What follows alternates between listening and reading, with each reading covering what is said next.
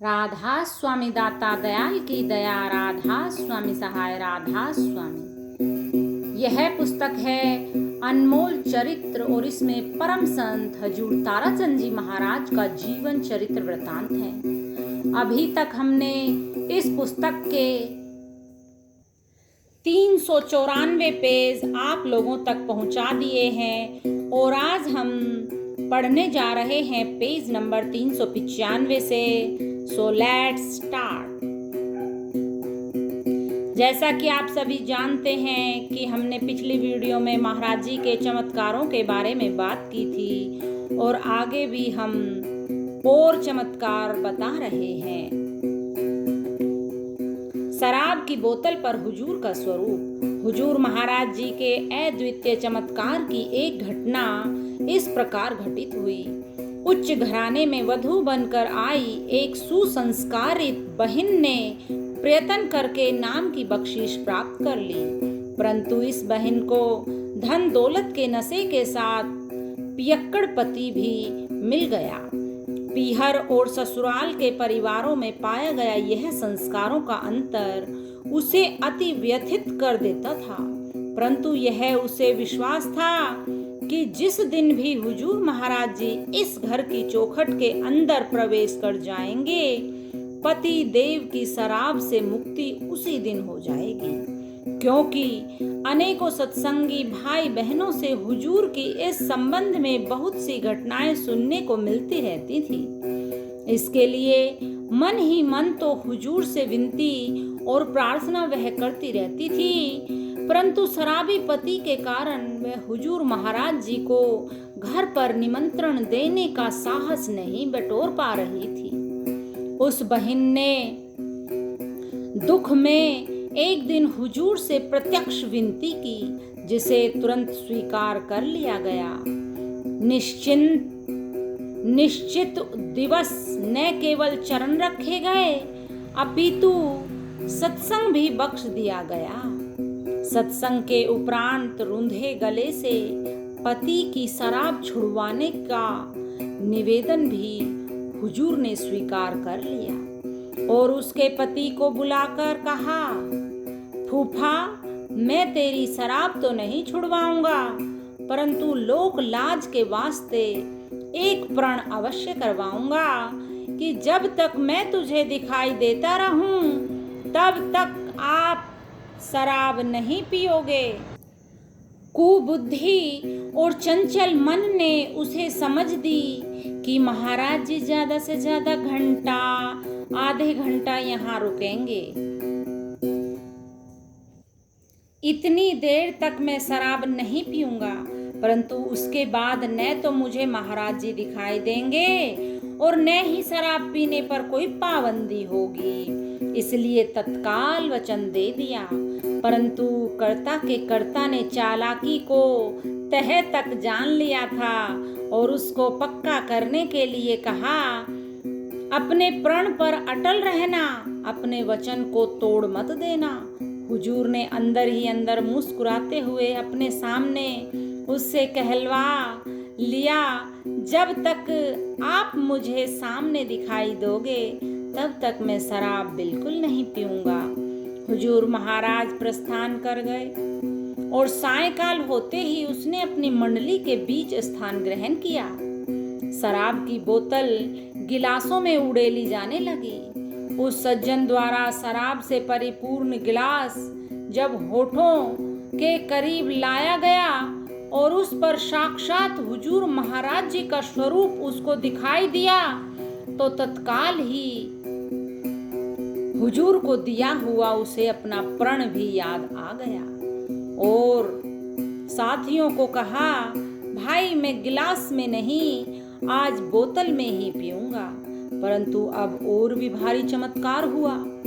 उसे बोतल के शीशे पर भी हुजूर महाराज जी का स्पष्ट स्वरूप दिखाई दिया। बोतल को एक तरफ पटक कर उसने सभी के सामने घोषणा की कि मैंने आज से शराब को सदा सदा के लिए छोड़ दिया है, अब मैं कभी शराब नहीं पीऊंगा। और उसने आजीवन इस प्रण को निभाया। इस प्रकार हुजूर महाराज जी ने अनेक लोगों को नशों से मुक्ति दिलाकर हजारों परिवार आबाद किए। राधा स्वामी। गाड़ी व जीव दोनों को बचा लिया। चाचा साधु राम का पुत्र अपनी ससुराल आदमपुर मंडी की ओर अपनी कार को तीव्र गति से चलाए जा रहे थे। अचानक कई कुत्ते सड़क पर निकल आए। उन्हें बचाने के लिए जो ही कार को ब्रेक लगाए तो गाड़ी ने 2 पलटे खाए। सारी घटना पलक झपकते ही हो गई। सदमे को बर्दाश्त कर लड़का गाड़ी से बाहर निकला। वह कभी अपने शरीर को देख रहा था, कभी चारों ओर से गाड़ी को। रास्ते से गुजरने वाले पथिकों से निवेदन करके गाड़ी को सीधा करवाया। भारी आश्चर्य हुआ कि गाड़ी को कोई क्षति नहीं हुई। गाड़ी के शीशे बाहर निकल कर गिर गए थे, परंतु वे भी सही सलामत पाए गए। कोई भी शीशा टूटा नहीं था। गाड़ी में बैठकर स्विच लगाया यानी चाबी लगाई तो गाड़ी स्टार्ट होकर बिना किसी रुकावट के सरपट दौड़ चली। ड्राइवर की साइड इतनी अधिक दब गई थी कि ड्राइवर सीट पर सीधा बैठना भी कठिन था। इधर दिनोद धाम में हुजूर महाराज जी सत्संग फरमाने के बाद चाचा जी व भाई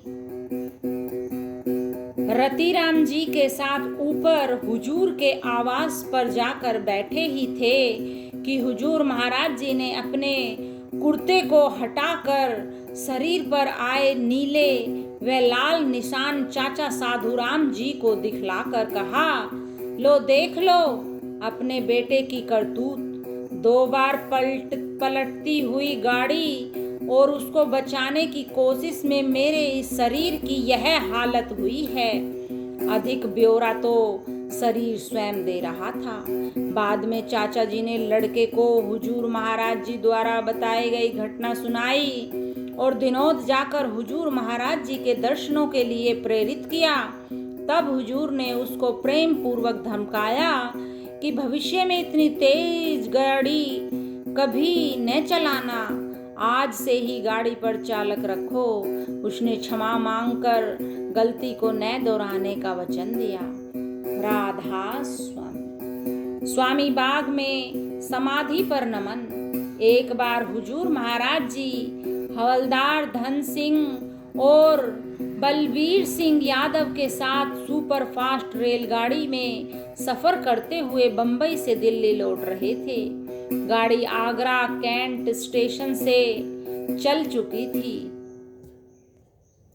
हुजूर महाराज जी ने उन सत्संगियों से जिक्र किया कि स्वामी जी महाराज की समाधि राजा की मंडी नामक छोटे से स्टेशन के बहुत नजदीक है। यह सुपर फास्ट गाड़ी उस स्टेशन पर रुकती तो नहीं है।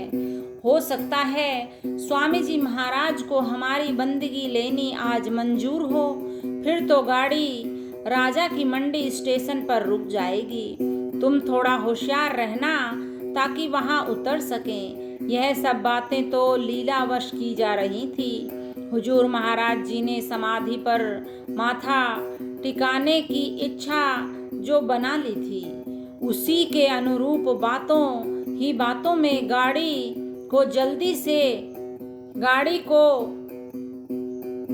अचानक राजा की मंडी स्टेशन पर रुक गई। हुजूर ने दोनों साथियों को जल्दी से गाड़ी से उतरने के लिए कहा। तीनों ज्यों ही गाड़ी से उतरे, गार्ड ने सीटी बजाई और तत्काल ही गाड़ी चल पड़ी और हुजूर महाराज जी ने सत्संगियों सहित स्वामी बाग की ओर प्रस्थान किया और स्वामी बाग में स्वामी जी की समाधि पर नमन किया। राधा स्वामी। बिगड़ी हुई जीप चल पड़ी। एक रात हुजूर महाराज जी अपने सहयोगियों के साथ तो शाम के पास के गांव में रात का सत्संग देकर जीप द्वारा वापस दिनोद आ रहे थे। रात्रि का तीसरा पहर गुजर गया था। तो शाम के बीच में आकर जीप में खराबी हो गई। चारों ओर मिस्त्री की तलाश की गई परंतु कोई उपलब्ध नहीं हुआ। एक दुकान पर कई आवाजें देने के उपरांत अंदर से शराब के नशे में धुत एक मिस्त्री उठकर आया, जिसने गाड़ी को ठीक करने का प्रयत्न किया। उस पर नजर पड़ते ही हुजूर ने हुक्म दिया कि यह गाड़ी को और खराब कर देगा, इसे वापस घर भेज दो। जब उसे जीप को ज्यों की त्यों छोड़ देने के लिए कहा गया तो वह गुस्से में बड़बड़ाता हुआ चला गया कि लो, तुम कर लो इसको ठीक। महाराज जी ने सभी को आदेश दिया कि गाड़ी में बैठ जाओ और वर्तमान हुजूर यानी जो गाड़ी चला रहे थे से कहा कि अब चलाओ गाड़ी को।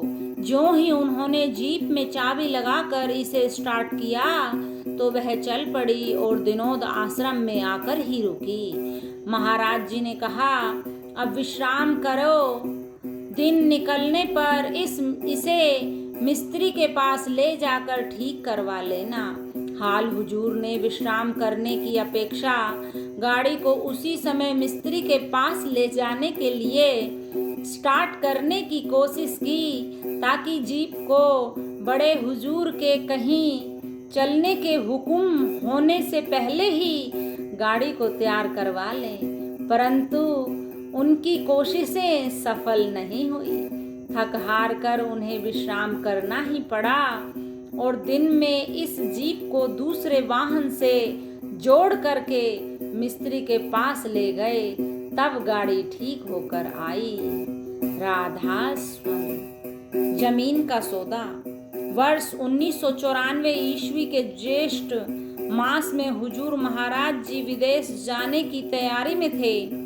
सामने से आश्रम में आ रहे पहलवान अमर सिंह के लड़कों ने बतलाया कि महाराज जी कुछ जमीन मिल रही है,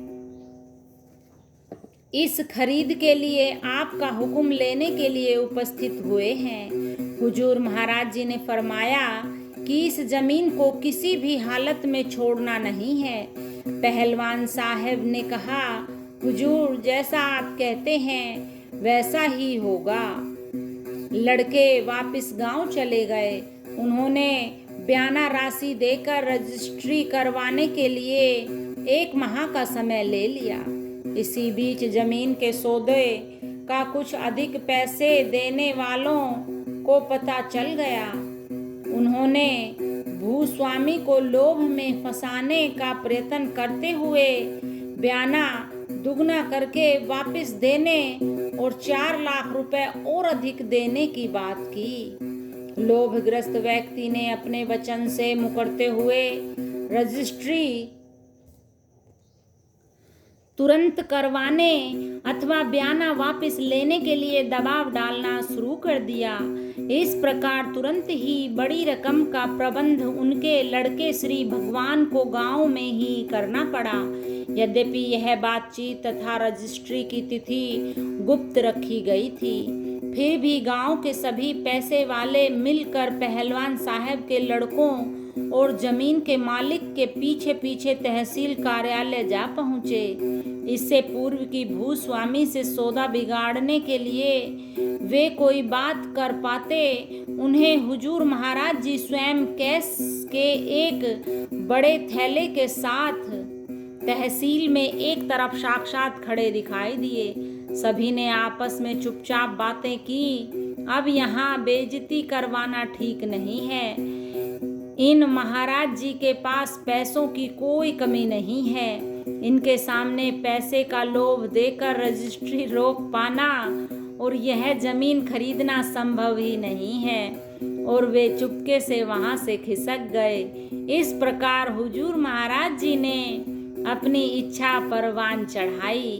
विदेश से वापसी के उपरांत पहलवान ने रजिस्ट्री की सारी कहानी हुजूर को सुनाई, परंतु उन्होंने सभी कुछ सुनकर केवल इतना ही कहा, मैं विदेश यात्रा के बीच तहसील कार्यालय में झज्जर कैसे पहुंच सकता था।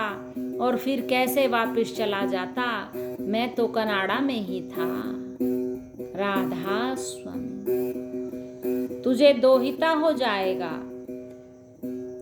नारनौंद निवासिनी भानवती को नाम की तीव्र इच्छा थी, लेकिन जब वह नामदान लेने पहुंची तो नामदान शुरू हो चुका था। सेवादार ने उसको फिर भी अंदर बैठा दिया। वह थोड़ी ही बातें सुन पाई थी कि हुजूर ने हुक्म फरमा दिया कि अभी बतलाए गए आसन में बैठकर दिखलाओ। मन को विचारों से खाली करके केवल सद्गुरु स्वरूप का दोनों भवों के मध्य ध्यान करो। परंतु भानवती के मन में हलचल थी। उसने बिल्कुल आहिस्ता से कहा, मैं तो इच्छा लेकर नामदान ले रही हूँ, फिर मन को विचारों से कैसे खाली करूं? बहुत दूर बैठे महाराज जी ऊंचे स्वर में बोले, तू दोहिता चाहती है, वह हो जाएगा। इसलिए मन की इच्छा निकाल कर नाम का सुमरन कर। भानवती हैरान हो गई कि उसने तो यह इच्छा अपने पति अथवा अन्य घर वालों को भी नहीं बतलाई थी। इसका पता हुजूर महाराज जी को कैसे चल गया? परंतु मनोकामना के पूरे हो जाने के आशीर्वाद ने उसके सभी भ्रमों का निवारण कर दिया। विचार शून्यता आते ही थोड़ी ही देर के सुमरन उपरांत ही उसने महसूस किया कि उसके अंतर में सुमरन तो स्वयं हुजूर महाराज जी की आवाज में स्वतः चल रहा है। इस प्रकार से उसका स्वयं का सुमरन बंद हो गया और उसके अंतर में हुजूर महाराज जी की मृदु वाणी में नाम गुंजायमान हो गया। यह होती है परम संतों के नाम की इच्छा पूर्ति हेतु बख्शीश। अगले ही वर्ष भानवती की लड़की को उसकी माँ की इच्छा के अनुरूप पुत्र रतन उत्पन्न हुआ। राधा स्वामी। आम पर दया दृष्टि। दिनोद आश्रम के पिछवाड़े में स्थित आश्रम की बगीची में आम्र कुंज के सभी वृक्षों की टहनियां बोर से लदी हुई थी, परंतु इसके मध्य स्थित एक आम पर बोर नहीं आया। अकस्मात हुजूर महाराज जी कुछ सत्संगियों से बातचीत करते हुए बगीची की तरफ निकल आए और इस आम के पेड़ पर अपनी दृष्टि डालते हुए उन्होंने कहा, गजब है, इस वर्ष इस आम पर कोई बोर नहीं आया। सत्संगियों ने कहा, सच्चे बादशाह, अन्य आम के वृक्ष तो बोर से खूब लदे हैं, पर यह एक वृक्ष भाग्यहीन सा बोर विहीन दिखता है। पता नहीं क्या बात है। संत सतगुरु की मौज प्रकट हुई। उन्होंने सत्संगियों से कहा, भाई ध्यान से तो देखो, कहीं न कहीं बोर का नाम निशान शायद दिखाई दे जाए। नजर का फेर हुआ तो ध्यान से देखते ही देखते सारा आम का वृक्ष आम्र पुष्पों से लद गया और उस पर फल भी सबसे अधिक एवं सुस्वादिष्ट लगे। राधा स्वामी। आज इतना ही। Like, share and subscribe. Thanks for watching.